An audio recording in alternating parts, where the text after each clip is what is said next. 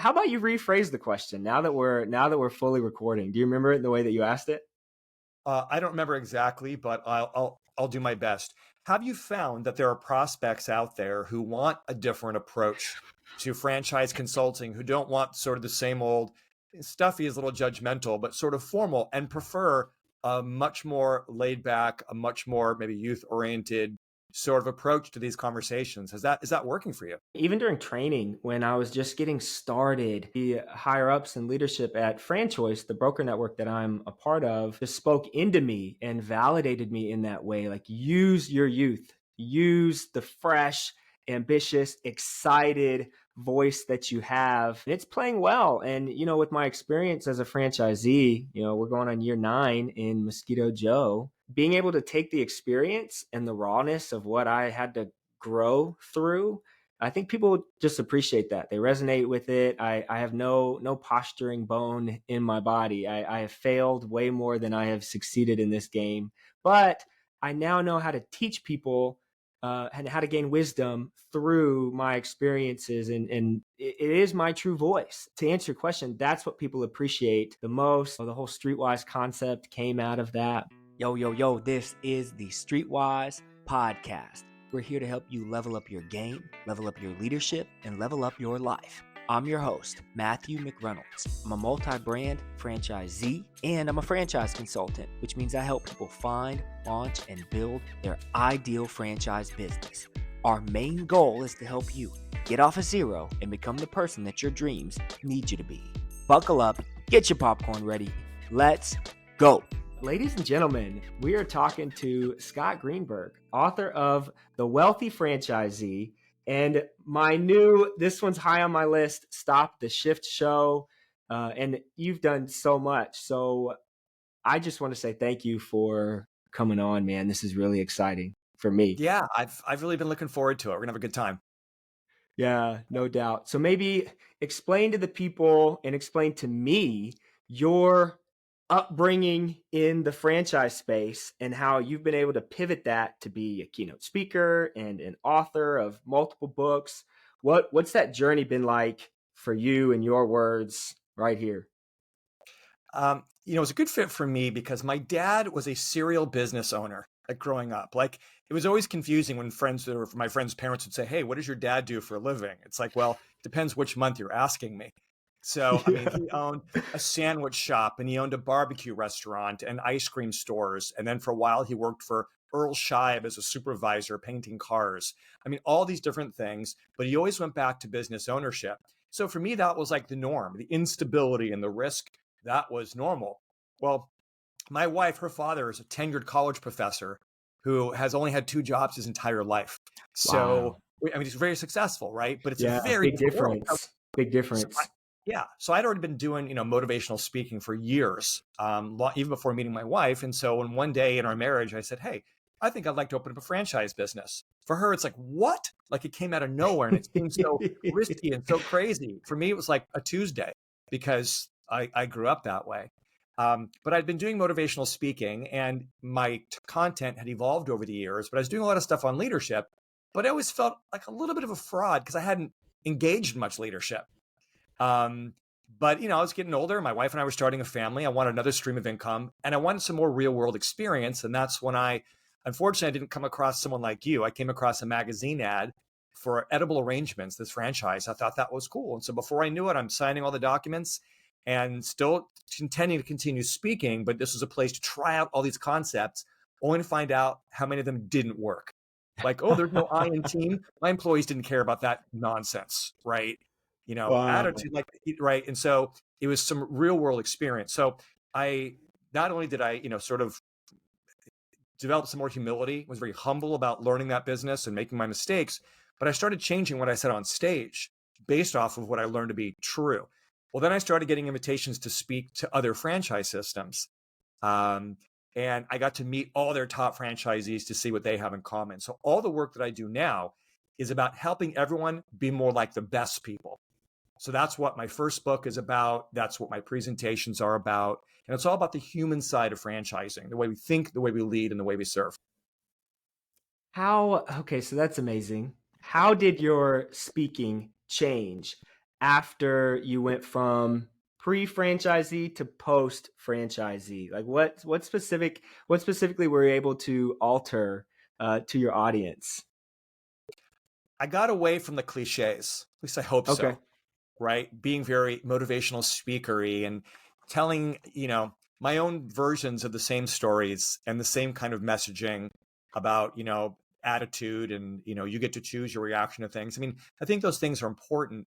But when I became a franchisee and we had conferences and they brought in speakers, I wanted to get some real stuff to help me with my business because I Yeah. wanted more sales. I wanted better performance for my employees and more retention. I wanted ideas and I wanted someone who understood me and wouldn't speak from the mountaintop, but would speak from another side of the playing field. So for me, the way things evolved is I'm only going to say things on stage that I've personally experienced, observed, know to be true.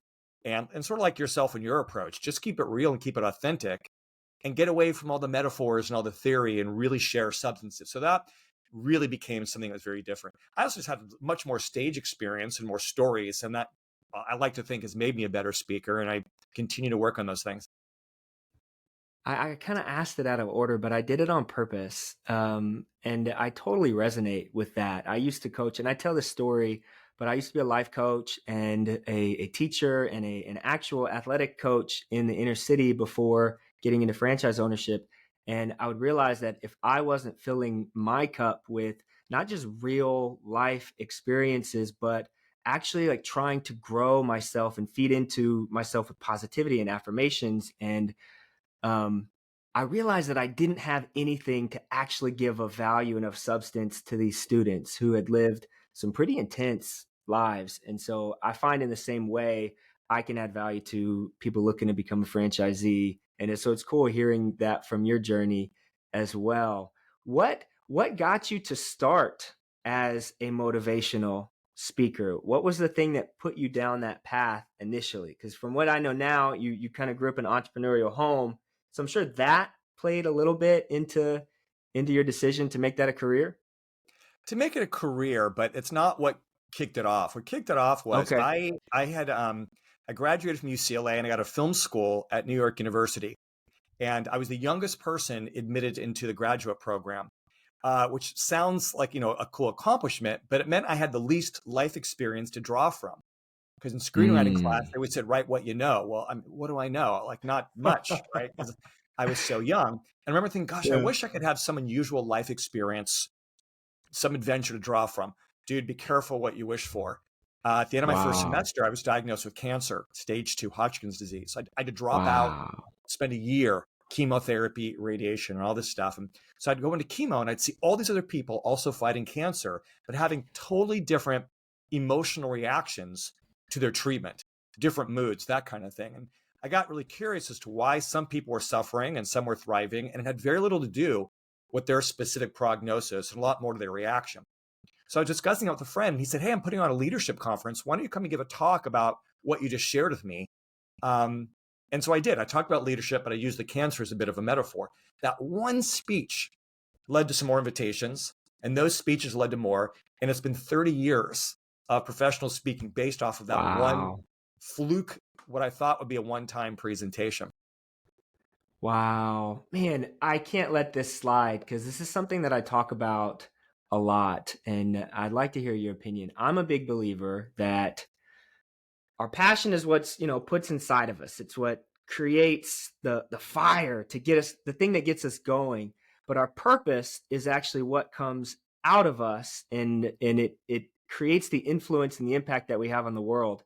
And here it is. I believe that our pain is what actually leads us to our purpose. It's the hard things that happen in our lives that mold us, that force us to turn into somebody newer or different.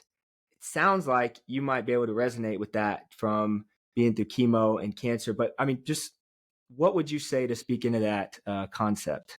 Yeah, I have a whole presentation on that. I actually spoke at a TEDx event, and that was they gave me 18 minutes, strict 18 minutes, and that was the focus of the I value might of. have taken this from one of your, I might have taken this from one of your, I mean, I've been a follower for a while. Sorry, Oh, keep okay. going. All right, yeah. Well, if you're going to steal, you may as well steal from. I'll try to be flattered and not pissed off. Yeah. Yeah, the whole idea is that there's value in the pain. There's value in the suffering. Not that we Yeah. want to go through it, not that we don't try to get out of it, but I call it, we have our time in the green zone, which is all the great, wonderful stuff, the victories, the things that we want, that we work towards, that are part of our plan. But then there's our time in the red zone, all the heartbreaks and the setbacks and the failures and misfortune.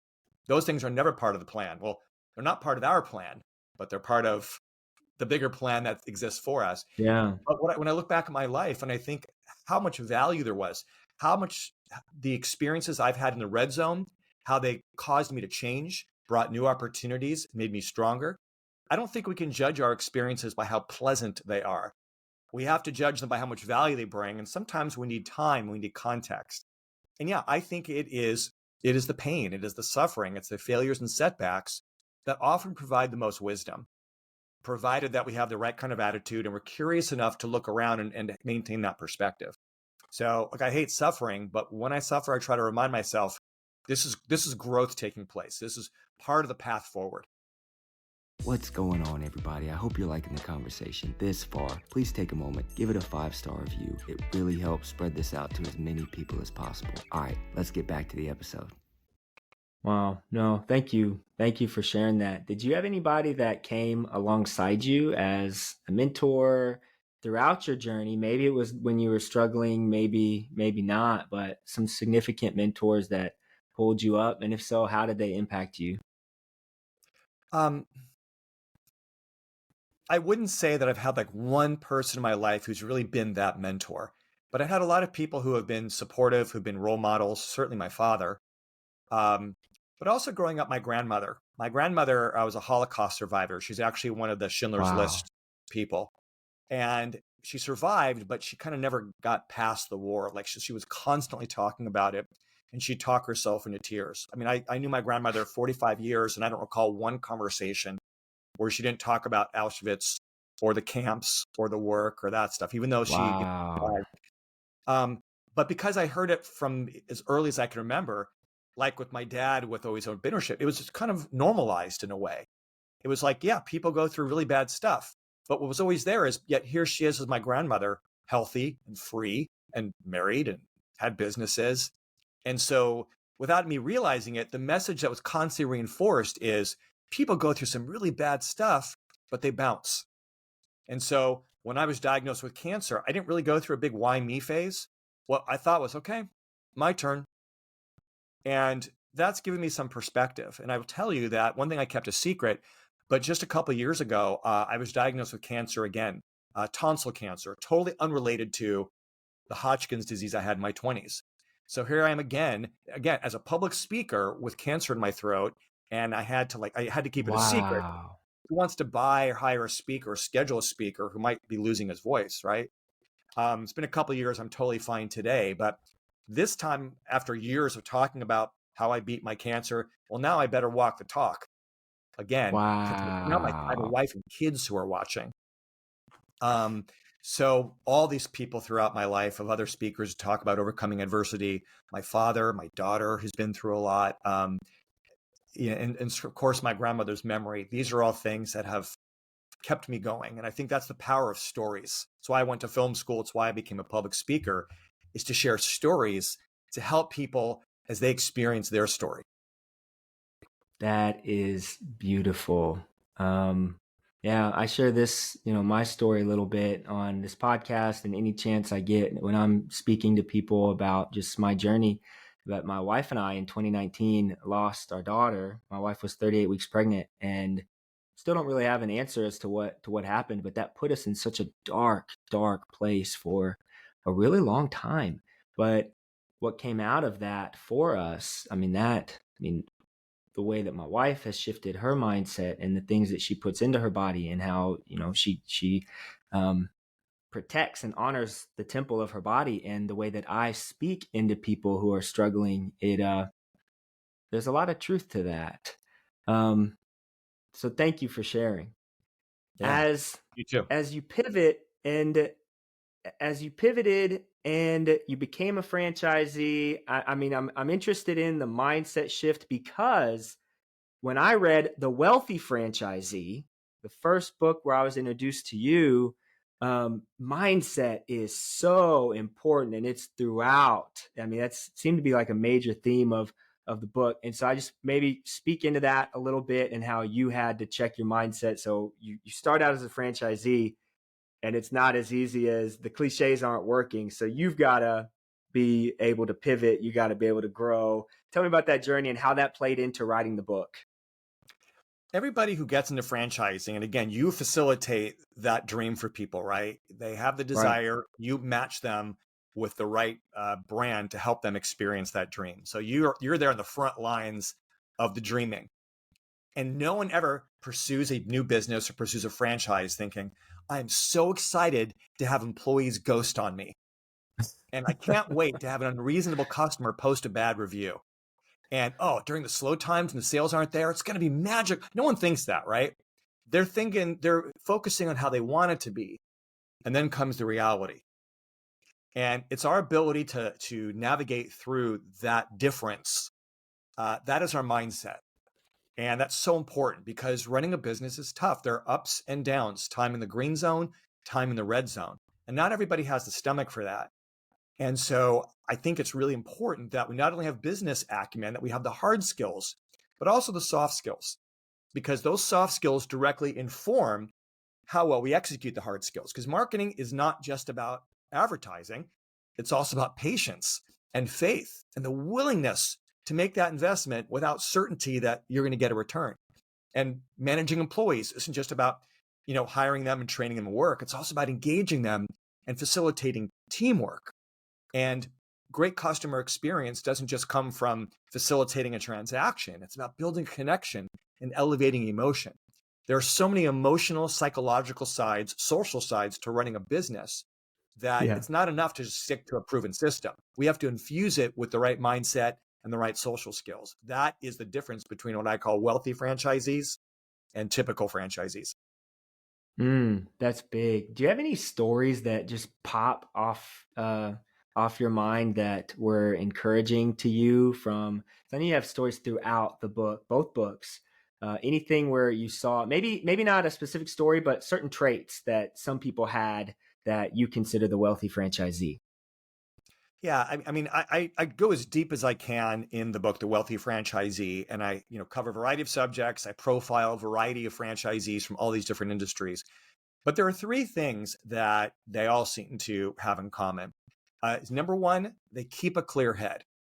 So they manage their own mind and their own emotions as well as they manage operations, right? They work really hard to make sure that they are an asset to the business and that they themselves aren't a liability, because that's the ultimate X factor. People think it's location, right? Or business experience. Yeah, these things matter, but not as much as you as the franchisee, what you bring to the business. So they're really good at keeping a clear head and managing their thoughts and emotions. That is number one. Number two, one thing I observed is they really do stick to the system. They're not interested in being creative or innovation. They've outsourced that to the franchisor. They got into a franchise so they wouldn't have to figure things out and to minimize risk.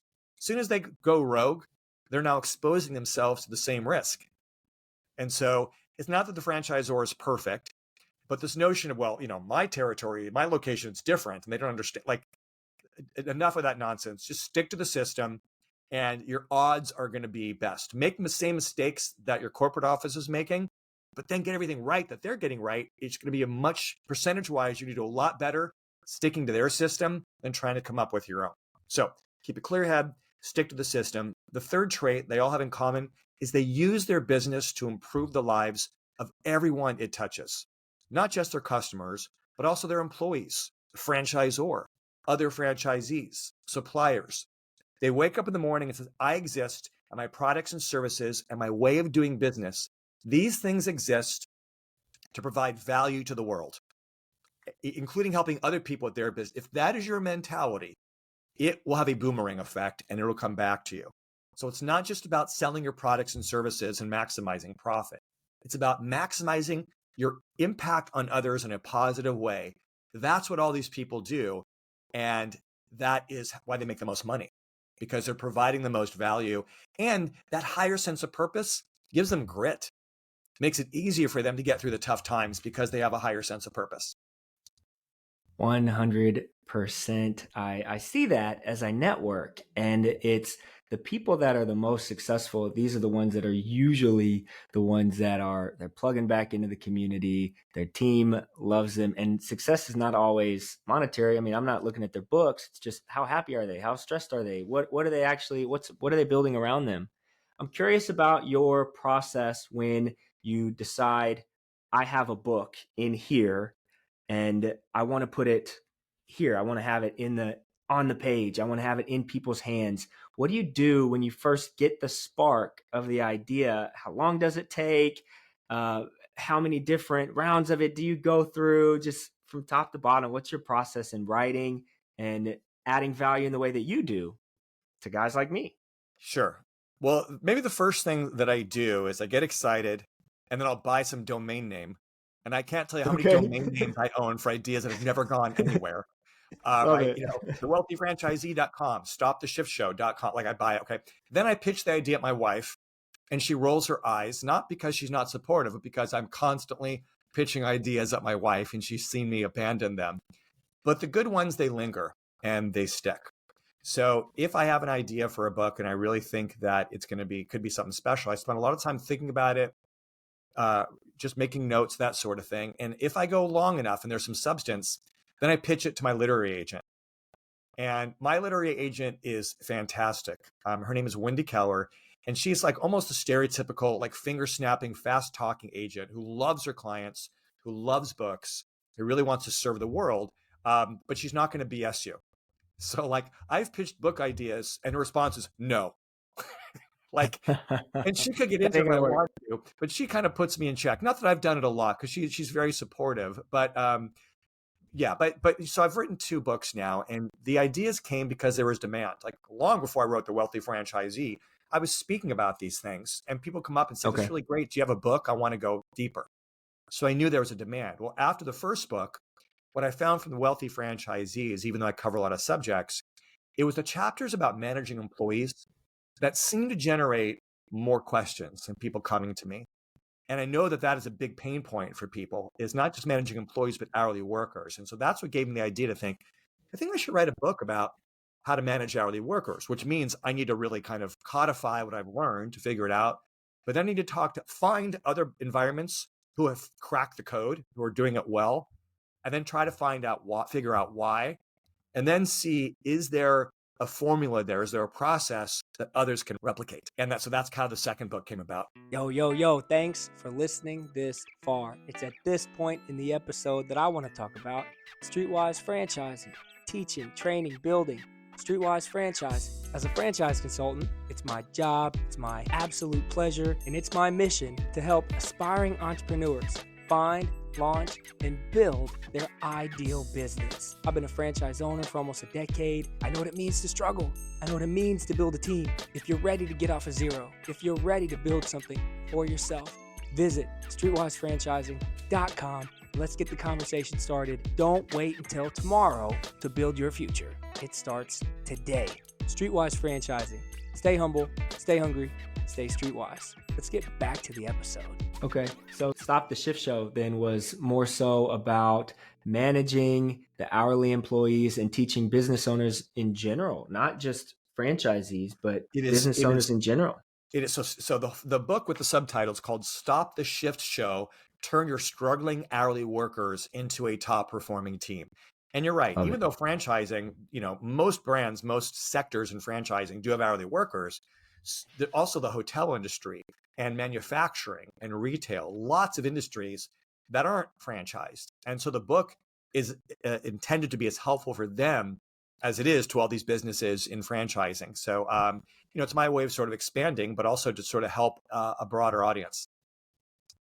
Love it. Yeah. And even in this one, as I'm going through it now, there's so much in mindset. And one of my favorite things in the book that I'd like to get your insight on, just on this platform, is talking about the 30-second leadership in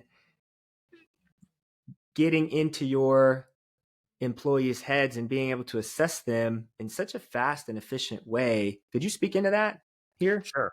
So that's a whole section in the book, 30-second leadership. That is an Yeah. employee management methodology that I co-created with a colleague of mine who works in the restaurant industry. And it's all about how to diagnose an employee for a specific task.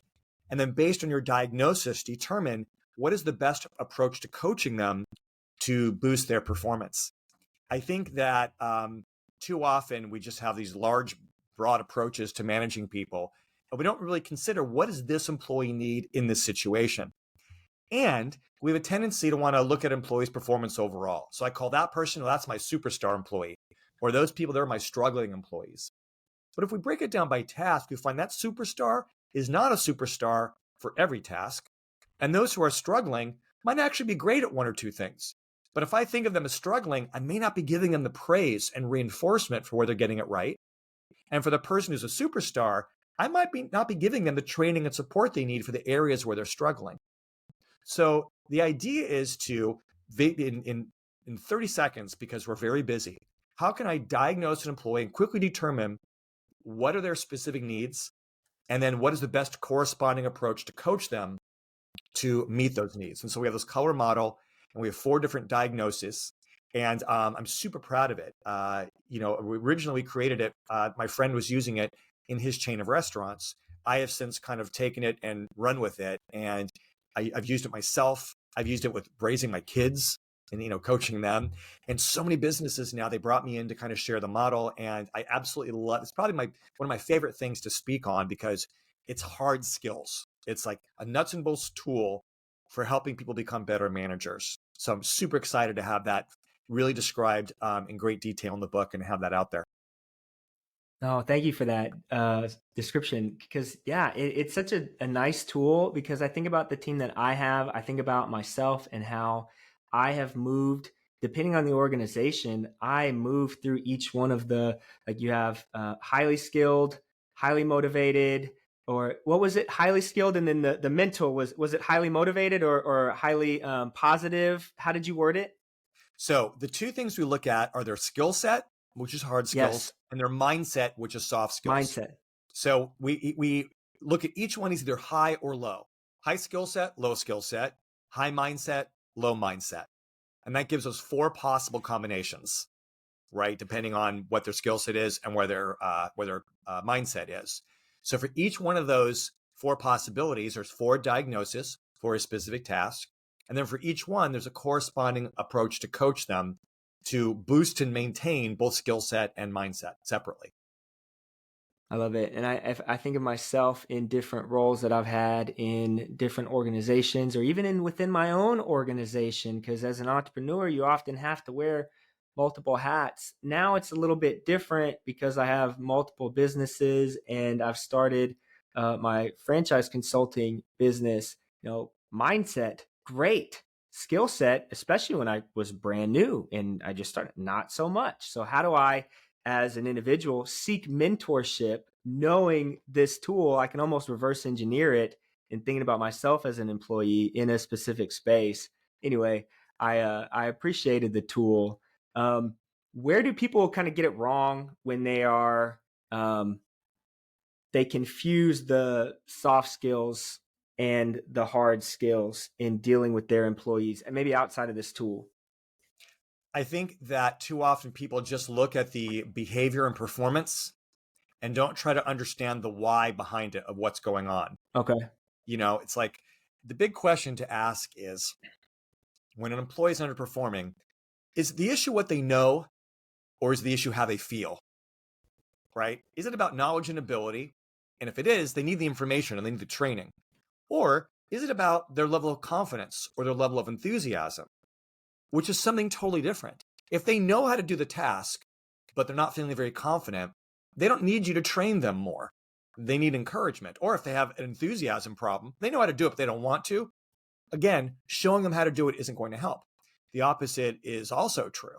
They can have, lots of enthusiasm, but if they haven't been trained or they don't have the information, offering more encouragement isn't going to help. It's like taking someone who's excited to learn how to swim and pushing them off a boat and saying, I believe in you. Like, they don't need your encouragement at that moment. They need to be taught how to swim. And so the big mistake is people don't take time to make that distinction. Is the issue what they know? Is the issue how they feel, or is it a combination? Each one of those answers requires a different approach to coaching them. But here's the thing. Most franchisees and most managers are too busy being busy to manage. Now, I can't think of what's more important than elevating your employees, because if you elevate them, then they're going to do everything for you and free up your time. But a lot of people, I think that busyness is the enemy of leadership, because then we're not being deliberate about where we're investing this thing that's so precious, which is our time. And, you make a smart money investment, you're going to make more money. You make a smart time investment, you're going to end up with more time, because you're getting things to work on their own. And that's why proper diagnosis and coaching is important, because then employees will be able to perform well without you having to intervene, and that'll free up your time. Love it. And I find, and it's so disappointing, but I mean, a lot of these people are not coming from entrepreneurial backgrounds, and they're used to being an employee. And a lot of franchisees come into the space because they have a bad boss, or they're frustrated with working for somebody else, but they haven't put in the work to honestly ask themselves, are you going to be a better boss to your employees and even to yourself than your last boss was to you? And not understanding their why for getting into a certain industry can be an issue. Just looking at pure numbers and not knowing the human aspect and the type of person that you're going to work with when you get into a certain industry, or things that I try to coach people up on. But motivation is huge, and the why is huge. How can you maybe speak into that franchise owner in working through those motivations within their employees? Yeah, well, I want to comment first on the problem that you just named, because it is a massive problem in the franchising industry. You're right. Someone can come in with no leadership or management experience at all, write a check, and suddenly they're a boss. And one of the statistics that I include in the new book is that the average person who is suddenly managing people goes 10 years before getting any formal training in people management. That maybe if someone gets promoted to like assistant manager, they'll be taught the processes. Maybe they'll be taught how to run payroll or how to schedule. But as far as how to influence people, how to engage them, all that kind of stuff, most people don't get any training. And in the franchise world, what's the big promise franchisors make? We're going to teach you everything you need to know to succeed. But it's not entirely true. Most franchisors steer totally clear of anything related to managing employees for a few reasons. Number one, they themselves often don't know. They're experts in killing mosquitoes, in making floral arrangements, in senior in-home care and cheeseburgers, but they haven't necessarily figured out the art of managing people. So that's number one. They themselves don't know how to do it. But number two, employers have scared franchisors away from getting involved in anything regarding managing employees, because they don't want to be labeled joint employers. So they'll teach you about marketing. They'll teach you about the processes and that kind of thing. But for managing employees, most people are on their own. So they haven't gotten any training. They're not getting any support. And a lot of people, even in a franchise, they become a manager because they were a good employee. But management is a totally different skill set. So most people manage the way they were managed. So they pass on this tradition of, too often, bad management. And what I found is, when I struggled with my employees in the beginning, even though I was a leadership speaker, I went back to all those great books that I read from all those gurus and realized almost none of them have experience with hourly workers. Hourly workers are totally different than those on salary. So that's what made me curious and wanting to write this new book, is to solve this problem, to fill this gap that no one else is. And so for me, I really want to own the space and really help people understand how their hourly workers are different and what can be done to recruit them, to retain them, and get the best performance out of them. Love it. Maybe speak into that, because also a lot of business owners, and especially this is their first time, they're not only hiring people that they're not used to interacting with, but it's often a generation behind them, right? So when I was growing, I'm a millennial, and so it's all about the millennials. Now it's all about the Gen Zs. You got millennials talking about other millennials and Gen Zs now. How should a new business owner approach connecting with their team that might be just completely different than anything they're used to.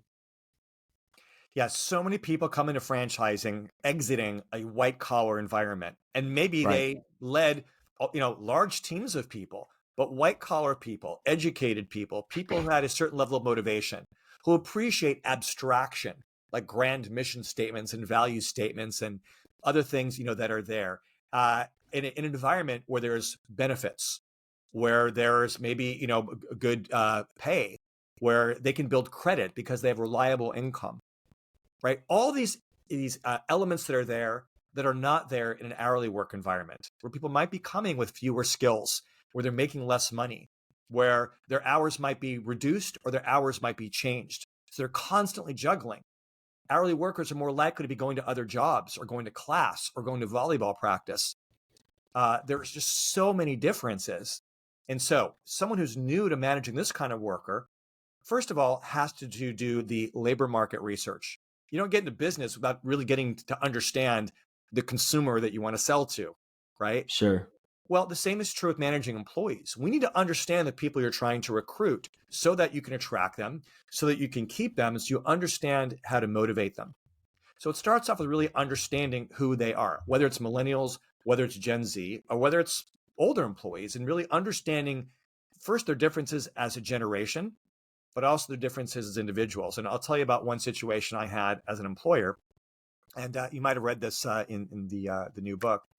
I had a guy who was a bit older, who was a baby boomer, working for me, and then I had someone who's a young millennial. So they were 2 generations off, both doing similar work. So he, at Edible Arrangements, my Edible Arrangements store, he had cut a pineapple heart-shaped pineapple wedge, which was to go into arrangement. And he handed it to her. He gave it to her with a smile. She took it as a sexual advance. And so she came and she complained to me. So I, of course, took her complaint very seriously. But I also know this man, and he reminds me of my dad, who is a bit older and charming. And will sometimes do those things just to kind of be like the older charming guy, because where he comes from and when he comes from, this was acceptable behavior. Now, I suspect it was probably innocent enough, but I can't not take her interpretation of it seriously and protect her, right? I mean, if he is going to be in a workplace with millennials, he needs to understand their values and their perspective, Sure. how things are now. And so do I, right? And so that is a situation that I have to manage. Well, Gen Z is very different than, Gen X, or I'm from, or from millennials. And so we have to stay on top of that. But really important, Matthew, is, again, I always think we find solutions first in the mirror. And we have to hold ourselves accountable and keep ourselves in check. And there's something that I call the kids these days effect, where we just get really judgmental about our employees, especially the younger ones. And all that judgment stops us from being able to empathize, sympathize, and understand them. So Gen Z worse than previous generations? My opinion, yes. I say that as a Gen Xer because I can't imagine not showing up for a job interview or ghosting an employer or telling my boss when I'm going to work and when I'm not. I could never do that, right? But that's my Generation X perspective. I need to put that judgment aside and just seek to understand Gen Z, because if I understand them without judgment, then it's easier for me to communicate to them, to figure out how to motivate them. So that's the other thing, is keep your biases, your own subjectivity in check. Just seek to understand them and then alter your management. You're seeking to understand your consumers now, who are different than they were 20 years ago. We need to do the same thing with our employees. Very true. And I've noticed that in my journey, anytime I want to bring on or build my team or audit my team, it takes investment. It takes monetary investment. You got to pay to play. You got to sponsor posts. It takes time investment. And I am in an industry in pest control with our first franchise, Mosquito Joe, where a lot of these guys that are starting are lower income employees. It's more of an entry level position into leadership, which is at least the way that I treat it as a development. I have a very development heavy organization. I'm trying to create leaders here. But the mindset has had to be shifted towards that over time. So it sounds like you're very committed to the development of your team into leaders and Yes. into high performers. So that is Yes. one of the characteristics of these top managers and leaders who I profile throughout Stop the Shift Show, that they see their role isn't just to manage employee work and behavior, but to develop them and help them grow. And not just out of altruism, but because it's for smart business. Because there's one value that is shared throughout generations. It's timeless and it's universal. And it's the desire to feel that you're making progress and you're growing. And Gen Z wants this as much as baby boomers or Generation X or millennials. And so if someone shows up at work and they feel like, wow, my boss is really invested, not just in, my metrics and my numbers, but in my abilities, I really appreciate that. And the thing about Generation Z is they are very entrepreneurial. The data has shown that they really aspire to want to run their own businesses. And so what I tell employers is, if that's the case and you hire them, then make the job seem more like a paid internship, where they're not only going to do the work, but you're going to help them get educated, where they're going to realize what they're learning at work is something they'll be able to apply in their own businesses. With that higher value, which doesn't cost you anything, it just means have a few conversations with them, they're going to pay more attention and they're going to have more loyalty, especially if they feel like you really care about their growth. And a number of the examples that I give in Stop the Shift Show, that is exactly what they do. And they say that's a big reason why they have more loyalty. So what you're doing with your business is really smart, is developing these people, because it makes them more loyal to you. They'll appreciate it. And they're actually going to be better workers because of it. So something that I run into, and I appreciate the way that you said that, is I always balance how open should I be with the state of the business. And with my team, I don't have to have, just to preface, I don't need over 20 people. I mean, my team floats between 7 and as up to 15, depending on the time of the season. But I'm usually more open than not. But I know some business owners are afraid of that, and they don't want to be open to their employees. And I'm sure there's a balance in the middle. What's your opinion when it comes to how much of the business should you be willing to share with your team? I think that providing certain metrics for your employees are great so that they have investment. My Okay. employees, I found, like during Valentine's Day, we were just cranking out arrangements, right? The issue wasn't, can we get enough orders? The issue was, can we fill the orders? My employees were interested in that because they were the ones making it. So their question was never how much money was made. The question was, how many baskets do we make? How many orders were we fill? How do we rank compared to? And it gave them satisfaction. It didn't, even though I didn't necessarily tie a bonus or any compensation, for them, it's just the idea that they hit benchmarks. And so I think that sharing certain numbers for them, numbers that they can help impact, basically it's their scoreboard, I think that means a lot. I don't think they need to know how much you're taking home or putting in your pocket, right? Because if you're making Fair. a lot of money, they might resent that. And if you're not making money, I don't know that they're going to feel sorry for you or even, believe you. And usually people are making a lot less money. But like, for example, one time in the interest of helping develop my employees, I said, what would you guys say is the cost of one of our baskets? I needed a price. They say $75. Well, then I started saying, well, how long in labor, how many hours, many minutes go into making this? We calculate that cost, the cost of the fruit, I was explaining it to them for two reasons. Number one, I wanted just for them to feel educated about business because I could tell they are interested. But I also didn't want them to see a big holiday where all these orders are coming in and think, wow, Scott's making $75 at a time. I wanted them to understand some of the realities of the business. So how much money I was taking home or putting into the business, that I never told them. I didn't see how that benefited Sure. them necessarily, but I do think they need certain metrics so they can learn about the business, but in a way that they can affect it, but also so they can feel invested. Because again, everybody likes a scoreboard and likes to be able to make impact on their score. The question that I was going to ask earlier is maybe speak into the volume that it takes and the investment level that it takes to actually build out a team. Because I think people underestimate how much time and effort it's going to be. But once they build the team, how much that actually elevates them as the business owner as time goes on. So maybe speak into that a little bit. Sure. Well, when you look at a profit and loss statement, the first half is, what you're taking out of the business, or not actually, no, it's first half is all the revenue you're bringing in. The second half, expenses, is what that cost you. And so when I talk to people about all the things they can do to build culture, they're thinking, well, I have time for that. But then when you look at how they're spending their time, it's constantly recruiting, constantly training, constantly retraining, dealing with discipline, fixing mistakes. They're investing time already in their team, but it's the wrong kind of investment. So in the right environment, you're going to shift that time in the beginning. You're going to put more time up front. You're like being more selective in your hiring, but being very aggressive about it. Longer, smarter interviews, a longer time onboarding them, which is not training. Onboarding is bringing them into the culture, bringing them in, really teaching them about culture and how things are done. Training at a slower, smarter pace to make sure they're really getting it right and confirming that they have the skill set and the mindset, which is getting back to 30-second leadership. And then spending your time reinforcing the right behaviors. When you do that, then you're not spending as much time recruiting and dealing with retention problems and dealing with people who aren't showing up and providing bad customer service. And you're not fixing mistakes. So I think there's a net gain of time for you if you invest more time up front doing the right things to set them up for success. Love it. And yeah, I have a whole strategy behind if I boost this post for this long, I'll get this amount of applicants. And then if I send all these people messages, I'll get these many people that respond back, and I'm able to reverse engineer. But yes, the intentionality up front is so worth it, because you didn't get a franchise or any business to just have a job.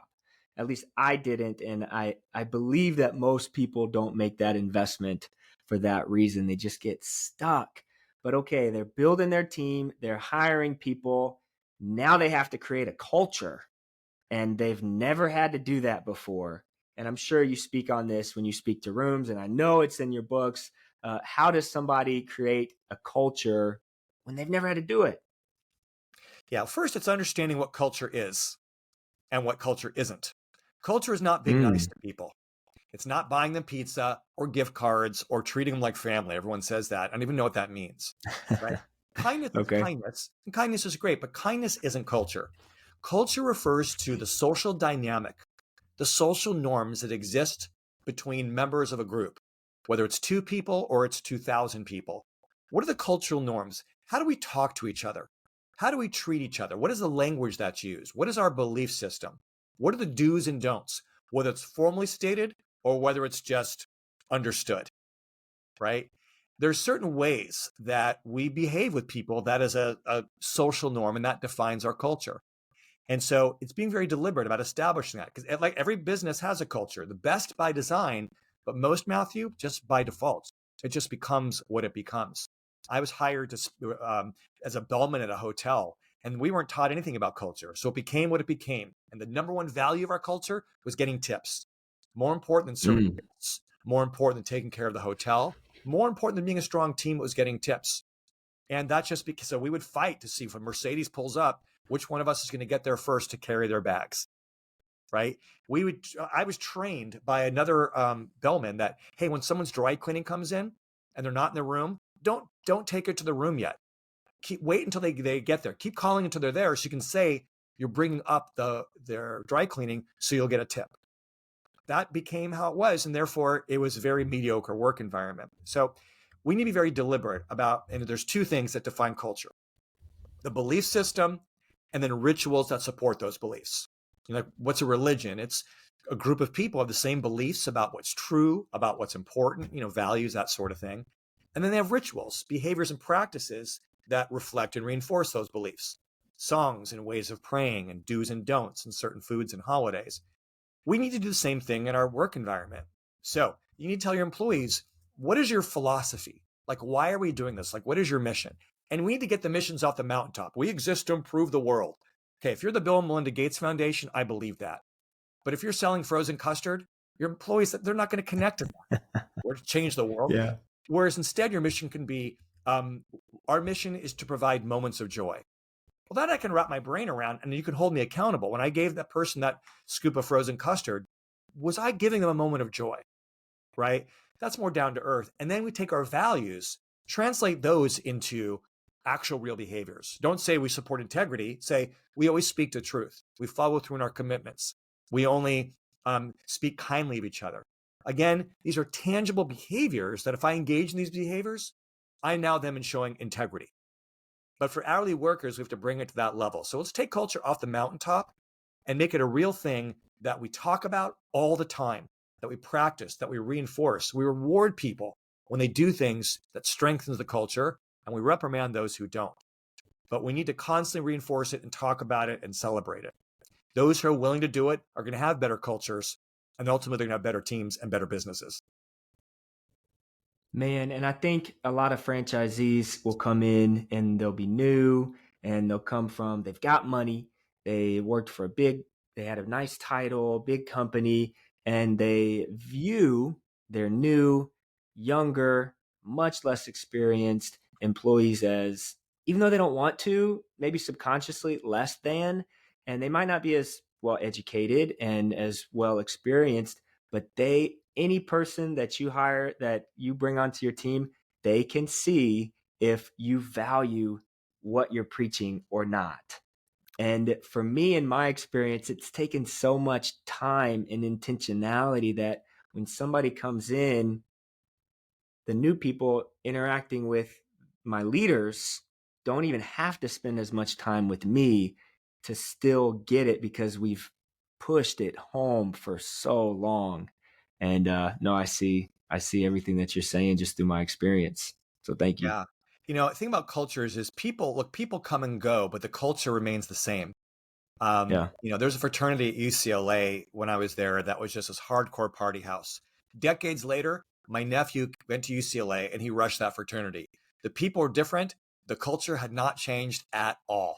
Like he was there Yeah. and raged with them for 4 years. And so cultures don't necessarily, whereas teams do rely on specific people in certain positions, cultures don't. And so the idea is to be very deliberate about the culture, because that will affect your team and how they behave. And so I just think it's such a smart thing to focus on. And most people don't. And that's the opportunity to become an employer of choice.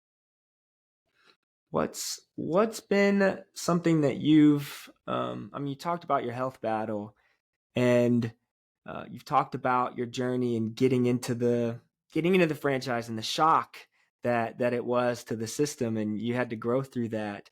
What about for you and your wife and your family and your kids as they go through this journey with you? What did you have to do differently to make sure you were being intentional with your family and not just plugged into your business 24/7?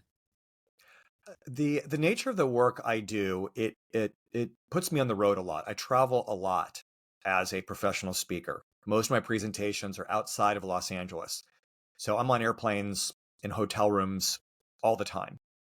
So I have to be very deliberate about staying in touch, and that when I'm home, being really present, that Hmm. I'm the one walking the dog and letting my wife sleep in, that I'm the one checking in with the kids to make sure that homework got done, that I'm running errands, that I'm doing whatever I can, but also having, quality time.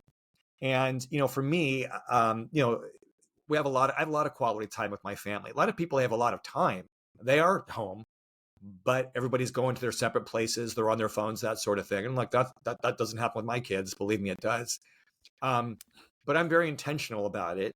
And because of it, it's worked out okay. So here I was already a full-time speaker traveling. Well, now I want to open up the first of what would be two retail businesses, these franchises. This put that much more pressure on the amount of time that I had and just the amount of mental energy.